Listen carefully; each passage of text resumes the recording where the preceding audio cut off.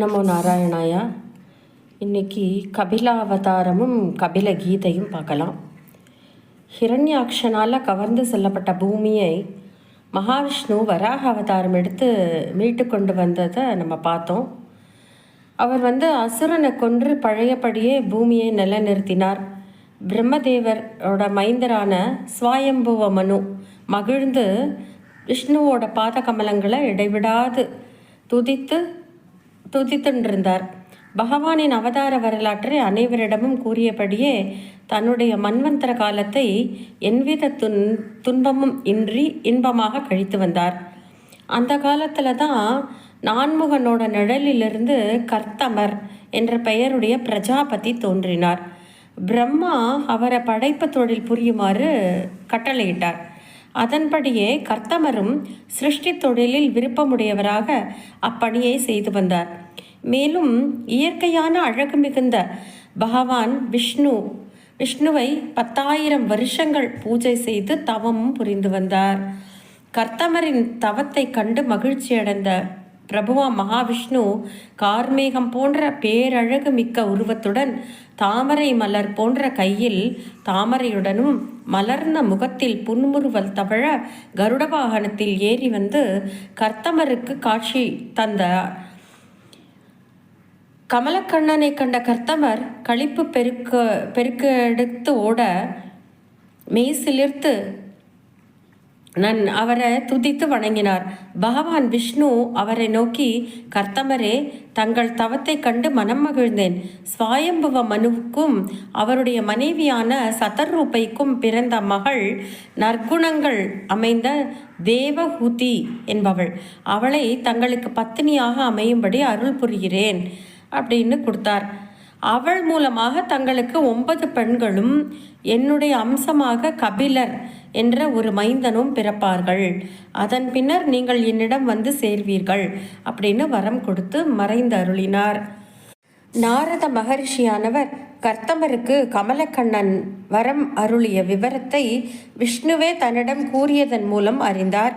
உடனே அவர் ஸ்வயம்புவ மனுவிடம் நடந்ததை தெரிவித்தார். இதை அறிந்த மகிழ்ந்த ஸ்வயம்புவ மனு தன்னோட மனைவி சதர்ரூபையுடனும் குணவதியான தனது மகள் தேவஹூதையுடனும் கர்த்தமரிடம் சேர்ந்தார்.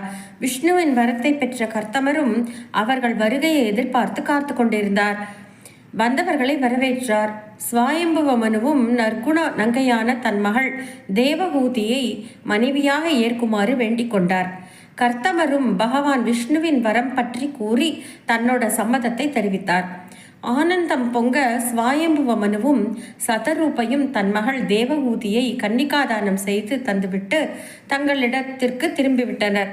தேவஹூதியை மனம் செய்து கொண்ட பின்னரும் கர்த்தமர் முன்பு போலவே தன்னுடைய பூஜையிலேயே ஆழ்ந்து கருத்து செலுத்தியவராக இருந்தார். பெண்களில் மாணிக்கம் போன்ற தேவஹூதி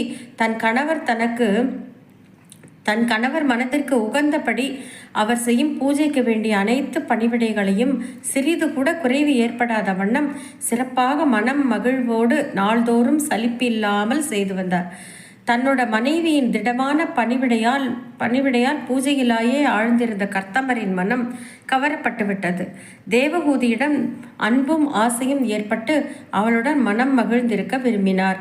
நாராயணரை பூஜித்ததன் நற்பயனால தன்னோட மனைவியின் காமத்தை பூர்த்தி செய்ய எண்ணினார்.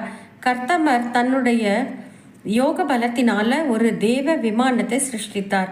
தேவஸ்திரீகள் தேவஹூதிக்கு தோழிகளாய் அதில் விளங்கினார்கள். கர்த்தமர் தானும் புதியதொரு அழகிய சரீரத்துடன் அன்பு மனைவி தேவஹூதியுடன் வானவெளியில் சஞ்சாரித்து இன்பம் துய்க்கலானார். எல்லோருடைய மனதையும் அறியும் திறம் பெற்ற கர்த்தமர் தன்னோட மனைவியின் விருப்பத்தையும் அறிந்தார். தங்களுக்கு பல குழந்தைகள் வேண்டும் என்ற தன் மனைவியின் ஆசையை பூர்த்தி செய்யவும் முடிவு செய்தார். தேவஹூதியும் தன் கணவருக்கு செய்த ஒப்பற்ற பணிவிடைகளால் அவளுக்கு யோக சித்திகளும் தாமாக வந்தன. கர்த்தமர் தன்னை 9 வடிவங்களாக அமைத்து கொண்டு மனைவியிடம் சேர்ந்தார். மகாவிஷ்ணுவின் வரத்தின் பலனால் 9 அழகிய பெண்களை பெற்றெடுத்தாள் தேவஹூதி.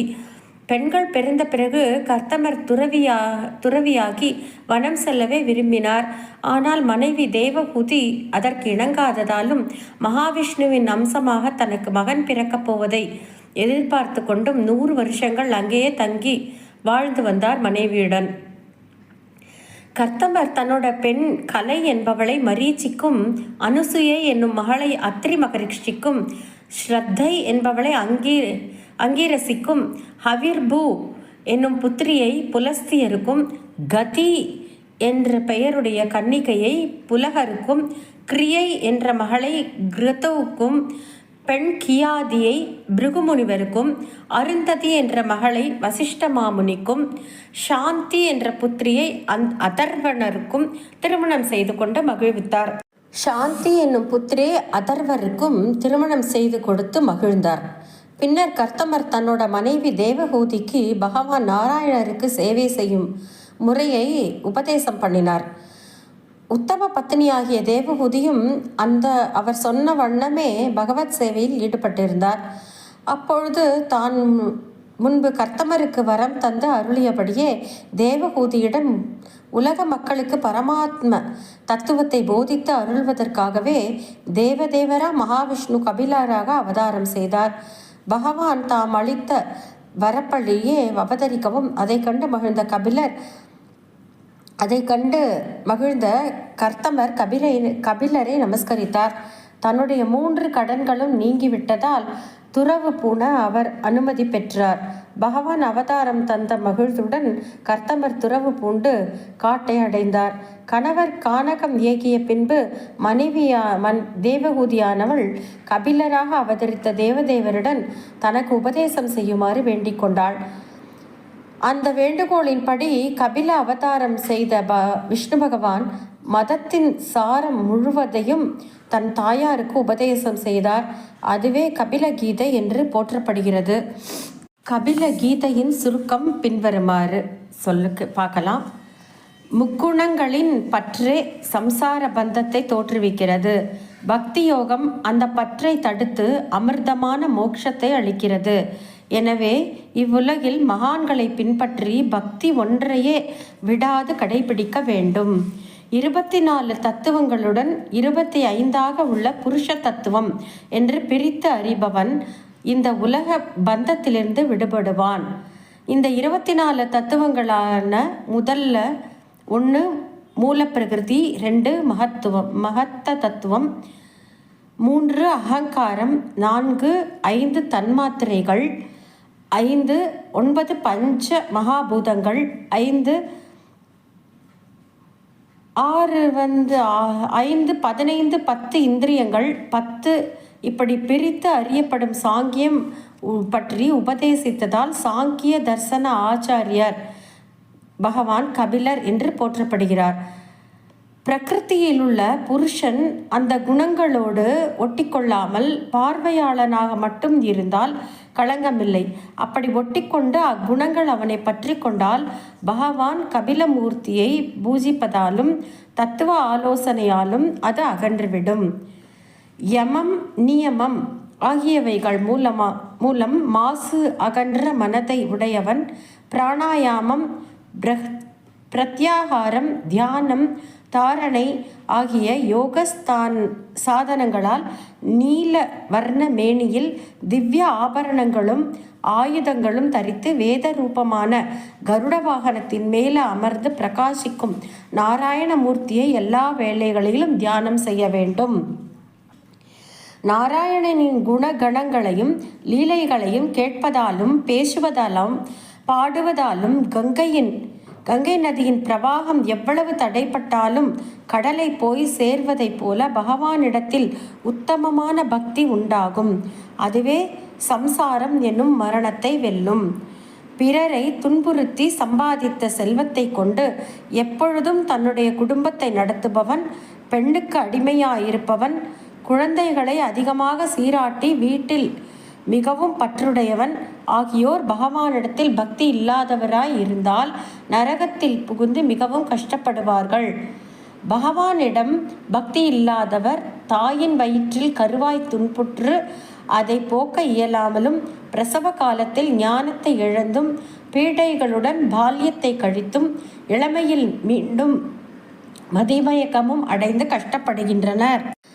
தேவகணங்களையும் பித்ருகணங்களையும் கிரகஸ்தாசிரமத்தில் இருந்து பூஜித்தவனும் இறந்த பின் மேல் உலகம் சென்று புண்ணியம் தீர்த்ததும் மீண்டும் பூமிக்கே வந்து விடுவான்.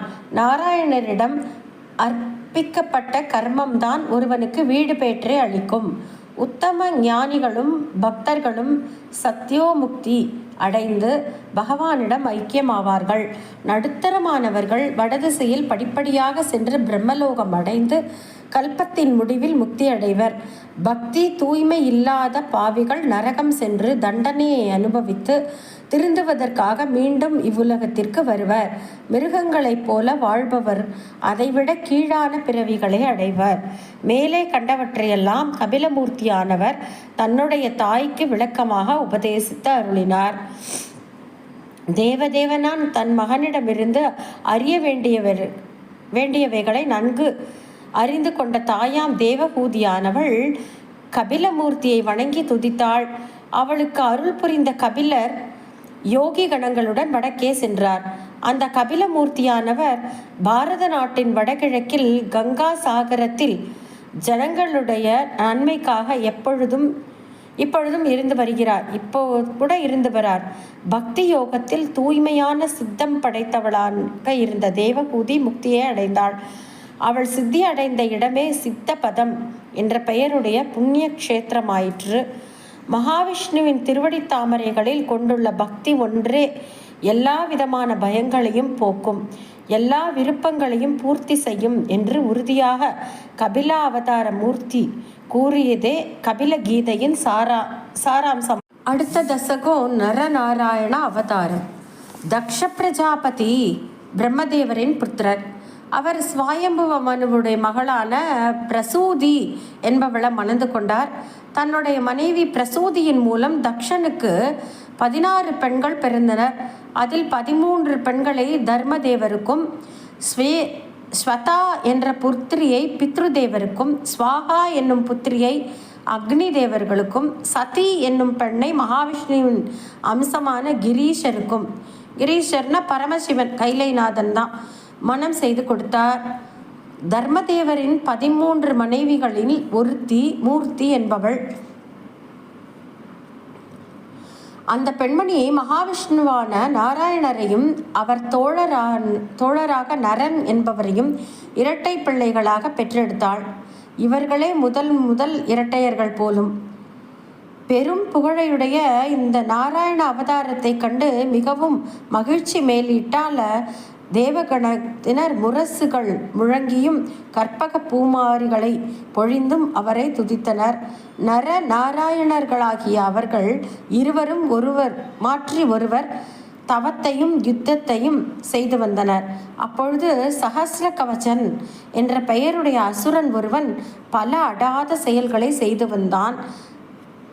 1000 வருஷங்கள் தவம் செய்து அந்த தவத்தின் பலனால் அவன் பெற்ற 1000 கவச்சங்களால் அவன் அழியாது காக்கப்பட்டு வந்தான்.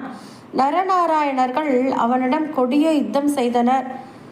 அவர்களும் 1000 வருஷங்கள் தவம் செய்து பலனை பெற்றவர்கள். அதன் பலத்தினால் ஒவ்வொன்றாக சஹஸ்ர கவச்சனுடைய கவச்சங்களை எல்லாம் உடைக்கவே அந்த அசுரன் இறுதியில் ஒரே ஒரு கவச்சத்துடன் நின்றான். அப்பொழுது நரநாராயணர்கள் அவனை கொன்று அழித்து அவனையும் அவன் தீ செயல்களிலிருந்து காப்பாற்றினார்.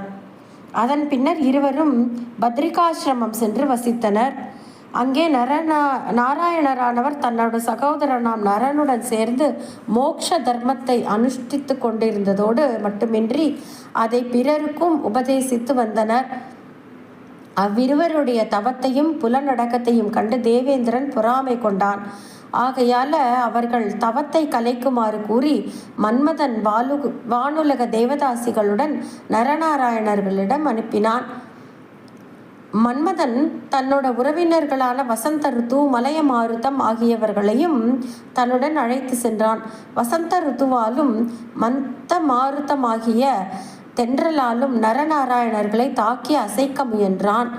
தேவதாசிகளும் தன் நளின நடனங்கள், கடைக்கண் பார்வைகள் ஆகிய அம்புகளை கொண்டு பல தடவைகள் மென்மேலும் தாக்கியும் அசைக்க முடியாது திரும்பினர்.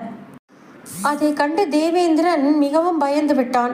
அப்பொழுது நாராயணர் தேவேந்திரனை பார்த்து அவன் செயலை பரிகாசம் செய்வது போல புன்முறுவல் பூத்த முகத்துடன், மன்மதனே, வசந்தனே, தேவதாசிகளே, நீங்கள் பயப்பட வேண்டாம். இதோ இங்கே எனக்கு பணிவிடைகள் செய்வதற்காக உங்களுக்கு முன்பாக என் மனத்திலிருந்து தோன்றி காத்து கொண்டிருக்கும் கட்டழகிகளை பாருங்கள் என்று கூறி அழகிய கண்களுடன் கூடிய எழில் வாய்ந்த பெண்களை காட்டி அருளினார். அதை கண்டு மன்மதனும் தேவதாசிகளும் வெட்கமடைந்தனர் தன்னுடைய செயலுக்காக. பின்னர் பகவான் நாராயணரை சுற்றி நின்று கொண்டு துதித்து வணங்கினார்கள். நாராயணரை மயக்கும் எண்ணத்துடன் தேவேந்திரனால் அனுப்பப்பட்டு ஒன்று கூடி வந்த மன்மதன், தேவமாதர்கள் ஆகியோரால் நாராயணரால் உண்டாக்கப்பட்ட பணிப்பெண்களின் அற்புத அழகாலும் திவ்யமான நறுமணத்தாலும் அவர்களே மயங்கிவிட்டார்கள். அந்த அழகு பெண்களில் ஒருத்தியே ஸ்வர்க்கத்தில் வசிக்கும் பேரழகு வாய்ந்த பெண்கள் அனைவருடைய கர்வத்தையும் போக்கக்கூடிய ஒப்பற்ற எழில் வாய்ந்த ஊர்வசி என்ற மங்கையாவாள். நாராயணரால் சிருஷ்டிக்கப்பட்ட ஊர்வசியை அவர் மன்மதன் ஆகியோருக்கே அன்புடன் அளித்துவிட்டார். அவர்களும் வெட்கத்துடன் ஊர்வசியை ஏற்றுக்கொண்டு தங்கள் குழுவில் ஒருத்தியாக சேர்த்து கொண்டு மகிழ்ந்தனர். ஊர்வசியின் அற்புதமான எழிலை கண்டும் நாராயணரின் லீலைகளை கேட்டும் தேவேந்திரன் அவரது பெருமையை உணர்ந்து கொண்டான். அவருடைய மேன்மையை அறியாமல் தான் செய்த அற்பமான செயலை எண்ணி மனம் கலங்கி வருந்தினான். அமைதியும் அழகும் வாய்ந்த நரநாராயண அவதார மூர்த்தியை தன் மனமாற போற்றி துதித்து வணங்கினான். பிரம்மதேவரின் புத்திரனான தக்ஷன் தன் தந்தையின் அதிகமான செல்லத்தினால ரஜோகுணம் மேலிட்டவனாக ஆனான்.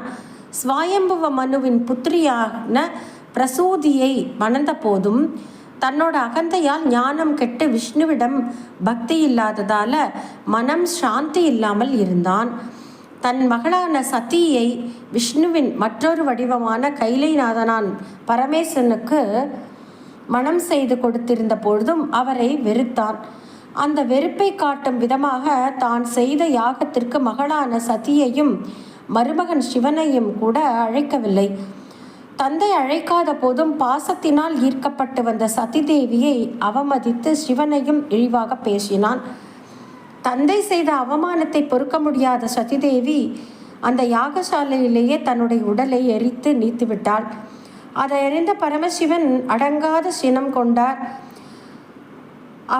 அதன் விளைவாக யாகமும் அழிக்கப்பட்டு தக்ஷனும் கொல்லப்பட்டான். பின்னர் தேவர்கள் சிவபெருமானை வேண்டி துதிக்க அவர் அருளால் மீண்டும் பிழைத்தெழுந்தான். விஷ்ணுவின் அருளால் அதன் பிறகு யாகமும் பூர்த்தியாகியது. தக்ஷனும் சாந்தி அடைந்தான். இதோட இன்னைக்கு பூர்த்தி பண்ணிக்கலாம். நாளைக்கு வேற பார்க்கலாம். ஓம் நமோ நாராயணாய.